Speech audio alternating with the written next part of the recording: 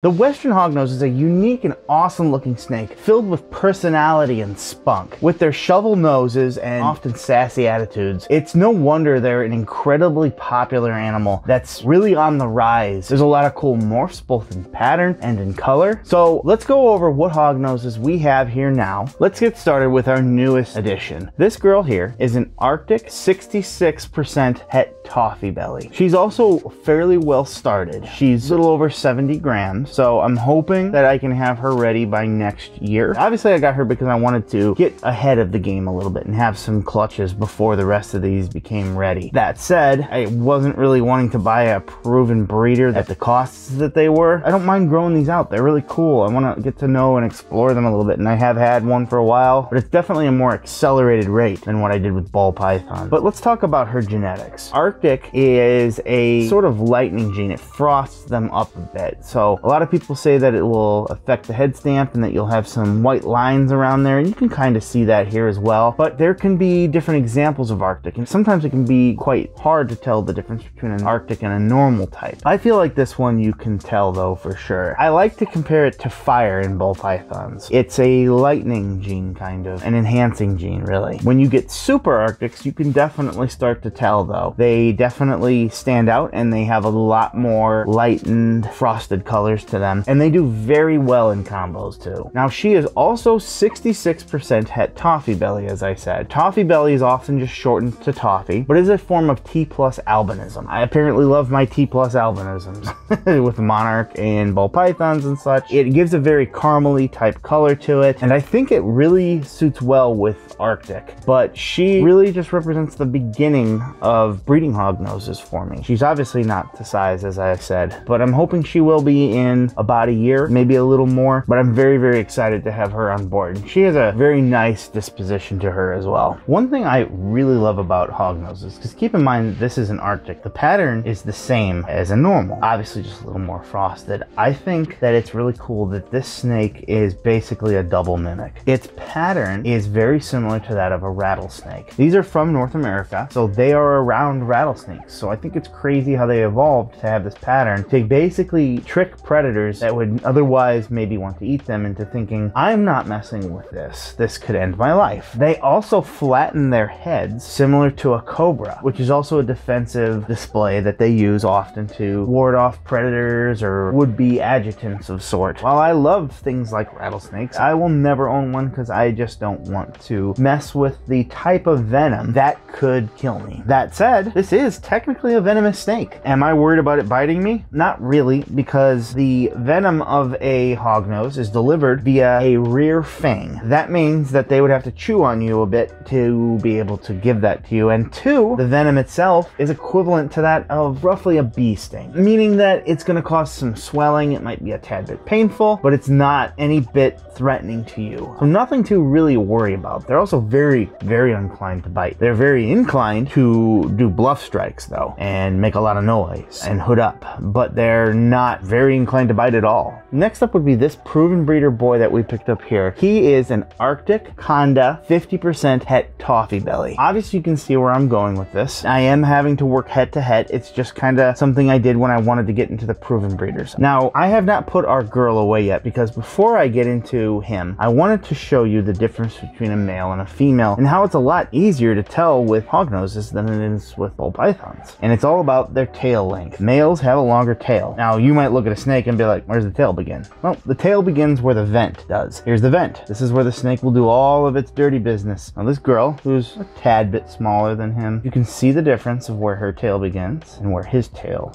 begins. There is a massive, considerable difference in tail size. So it makes it fairly easy to be able to determine the sex of your snake once you're breeding them. Now, with that said, that's not foolproof. There are animals that technically can have longer or shorter tails, but it is a very good indicator of that. With that said, I just wanted to take a side note. Let's start talking about this boy here. This boy here, as I said, is an Arctic Conda Toffeebelly. The only difference here is Arctic, he's not, in my opinion, as good of an example as her, and I think that might be because of the Conda. The Conda takes away the pattern a little bit and creates more of these little dots on them. Obviously named for, you know, an anaconda and such. I don't know how like an anaconda they really are, but they definitely have less patterns. This is also a codominant gene. And if you get a super Conda, that is a snake with no pattern at all except for on the head. This sort of snake pairs well with things like, well, Toffeebelly, Albino, just something that can show off the color and have a stark difference. Now, I don't know if I like the super Conda and everything anyways, but one copy of the Conda I think is really cool. By the way, the last snake and this snake here I got off Morph Market Auctions, so I've made a video on that. You can check that out. Obviously, what he represents is the potential for super Arctics, for sure. Super Arctic Condas, and maybe a chance, if I can prove out both of these animals, to make some Toffeebellies. But he is really cool in and of himself. One thing I like to point out are their bellies. This is a crazy cool belly that just reminds me of Halloween. Black and orange. This isn't something that you get with ball pythons. Next up would be our smallest little girl here. She is a purple line tiger albino. Now, people who are normally watching my channel looking at ball pythons, I think purple line's a morph, tiger's a morph. Well, they're polygenic morphs, which means that they are line bred. This means that every single baby is going to have this trait to some extent, most likely. It's something like height in humans. Typically, kids of tall people are going to be tall. It has nothing to do with inheriting the gene. It's not a 50-50 chance. So albino is a recessive gene, which means that you can have a het albino, same as with ball pythons, and you won't see anything. It will carry that gene, but it won't show it. This here is obviously a full-fledged visual albino, which means it gives these orange and nice, beautiful red tints with the red eyes. But the purple line and the tiger are line bred. Purple line obviously gives this purplish hue to all of the normal type color. Tiger is also polygenic, and what it does is on the top here, it turns what normally is dots into these stripes, thus getting the name tiger. So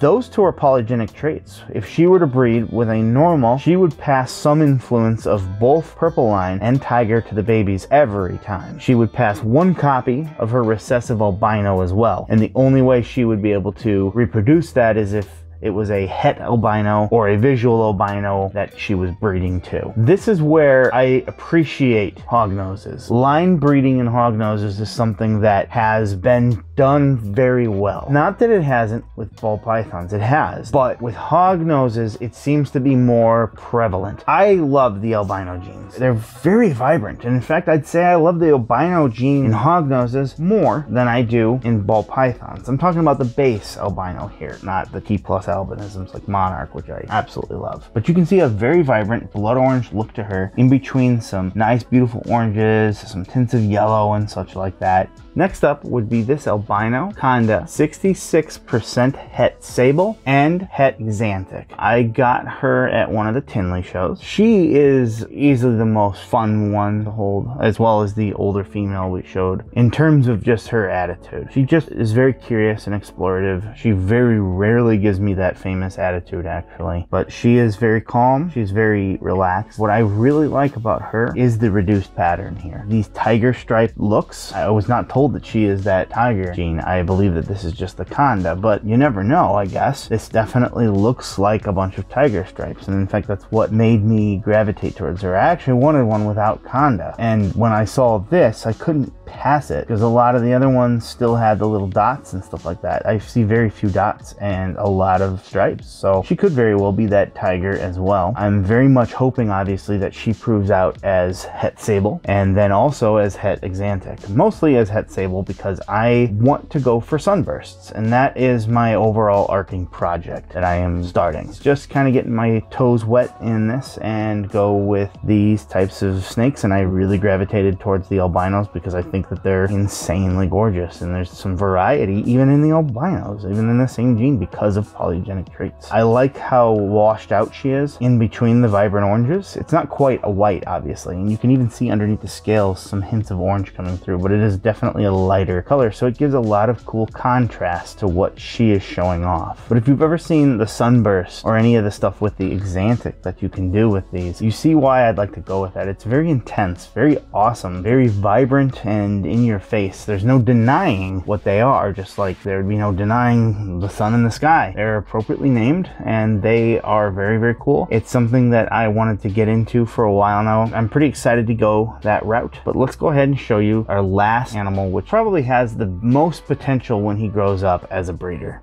And last up, our most powerful eventual breeder would be this extreme red albino het sunburst 50% het snow. What that means is that this is 100% het sable, which is the other ingredient that you need to create sunbursts, as I said before. Snow is the combination of albino and axanthic, so therefore he is actually 50% het axanthic as well. I would very much like to hit the axanthic in this, but if I can just get the sables, that's really where I need to be in terms of getting the sunbursts that I want. And it's very important to me that I got this line of extreme red, because look at this. If he'll let you, because he is full of attitude. He thinks he's a cobra, although he doesn't know how to bite. It's way more vibrant, as I said, with Hognoses here than it is with ball pythons when it comes to the extreme red and combining it with the albino. It's stunning. It's nearly jumps off the snake like little 3D stickers that are on him. He is a wonderful example, and obviously I'm going to grow him out and breed him to the other two girls that I have. Obviously with one of them it will be not possible to create the sunburst because she is not het sable, but he'll 50% pass his gene on to her, so that will be something that could potentially happen. Every baby will be 50%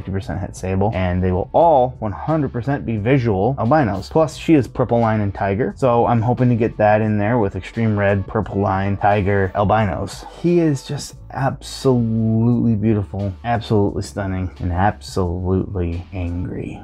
So I have had some people ask me if I am going to slowly transition out of ball pythons and into hognoses, but that's all very much false. In fact, the money and capital that I have invested in hognoses is dwarfed by, I think, 6 times of what I've invested in ball pythons in the same span of time. Getting our stranger yellow belly het clown girl, getting our nearly Pompeii girl, who is a GHI black pastel red stripe yellow belly visual clown, our newest pixel girl as well, heading into the monarch project. I'm not getting out of ball pythons. In fact, I'm just getting started. I just wanted to add a little bit of diversity in a snake that I have wanted for a long time. It's going to be a little bit before we start producing them, but I am incredibly excited, and I'd like to be able to share both of these things with people. We will stay primarily ball pythons, clearly, but occasionally I want to talk about hognoses, and occasionally I want to talk about other things too, because they're all cool. I love all sorts of animals. I love more than just reptiles too, but of course this is going to be a reptile-centric channel. So with that said, next week we are going to be talking about birds, because birds are reptiles. Hope you enjoyed. If you wanted to see a lot of different animals, you can check out our walkthrough of the entire Tinley Park show right here.